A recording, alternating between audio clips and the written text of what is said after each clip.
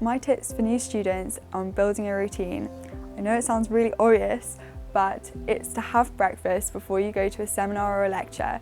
This just really sets you up for the day and it means you get the most out of your lecture or your seminar. I would also make sure that I have dinner at the same time around sort of 6 p.m. in the evening, because it's kind of a full stop at the end of your studying day, and then you can start doing your evening socialising with your flatmates or people on your halls, or going in and doing stuff with societies, that sort of thing. The best way to make effective time out of your timetable is to definitely attend all your lectures and seminars. The lectures, although they are recorded, contain such vital pieces of information that you can only really understand once you actually go to the lecture. It's also a great opportunity to ask questions and meet other people who are also on your course.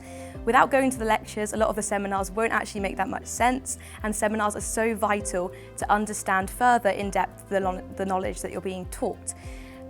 Seminars are a great way to talk to academics, ask questions and learn things in a smaller, more personal group. So if you have any worries, seminars are the perfect place to ask any questions.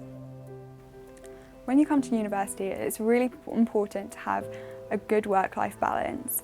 In order to do this, you can join some of our many societies. This is how I met most of my friends. It's actually really difficult to meet people in lectures or seminars because you're focusing on your studies and you don't really have an opportunity to meet people and engage with them. So going to societies is a really great way to meet people. I made most of my friends through the Law Society by going to social events or through other activities such as mooting. Having a work-life balance at university is so important. It can often seem so overwhelming at first when you've got to study, join new societies and make new friends all at the beginning, but I promise having that work-life balance is so important. Sign up to societies that you're interested in and make sure you attend as many events as you can, especially in the first couple of weeks. You'll meet people who have similar interests to you and who are also on different courses to you, giving you a broader group of friends, which is so great to help your work-life balance. When choosing your modules, it's really important that you choose something that you're going to enjoy, not just something that you're choosing because you think that a law firm will like that you've chosen that subject. It's really important that you research the module so that you know if you're going to enjoy it or not. So that means knowing what's going to be taught on that module, knowing how the module is going to be assessed and who lectures in that module. It's also really important that you don't shy away from a challenging module, because that's what you're coming to university for, to be challenged. When choosing the right module for you, I would really recommend going to the module fair, having a look at everything that's on offer for you, talking to the people who are running the course, looking at the way they're examined, and choosing a topic that you're really interested in. I chose a module that has a 100% coursework because I know that's how I work best. When studying on campus, the library is amazing. It's got so many resources that you can choose from. However, if I want some independent, quiet studying, I prefer to go to the sanctuary. It's got plenty of laptop spaces and it's always very quiet. If I prefer to do some group social studying, I like to go to Devonshire House, and you can grab a coffee and have a chat with friends about work. At the beginning of the course, it can seem daunting to approach your lecturers to ask questions, but they are full of knowledge and are there to help you out, so make sure you make the most of them. Whether that's asking a question personally at the end of a lecture, in a seminar, or going to their office hours, the lecturers are more than happy to answer your questions and help you iron out any problems you may have. What helped me last year was writing down a question when I thought of it. So when I went to ask the lecturer or went to send them an email, I knew what I had to ask and I could get it done quickly.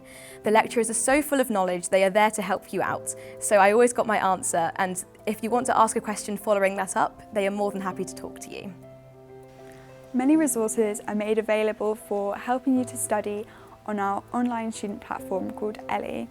If you have a big explorer of Ellie, then you can find all sorts of videos and articles on how to make the most of the resources provided by the library, as well as cases and articles which enable you to get the most out of your course. There are also study skills lectures put on by the law school, which are really helpful to help boost the way you study throughout the year. How I managed my reading last year was by breaking it down into chunks. So if I had 200 pages, I'd break it into 50-page chunks, and therefore it made it a lot easier to tackle.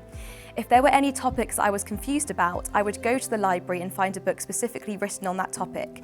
I'd then have a look through that book and try and clarify the area that I was confused about. The Law Society also puts on many study skills sessions.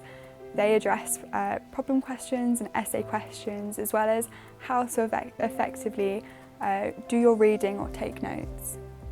Establishing a routine at university is so important. Previously, you might have been used to being at a sixth form or college where you had a timetable with set lessons to go to on set days.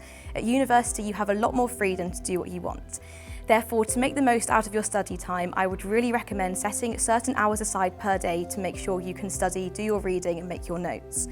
Last year, I did studying 9 to 5 every day of the week, took the weekends off, had the mornings and evenings off, and this really helped me get involved in societies without worrying that I had loads of work to do, and it also made sure that I got done every week what I needed to do for my studies.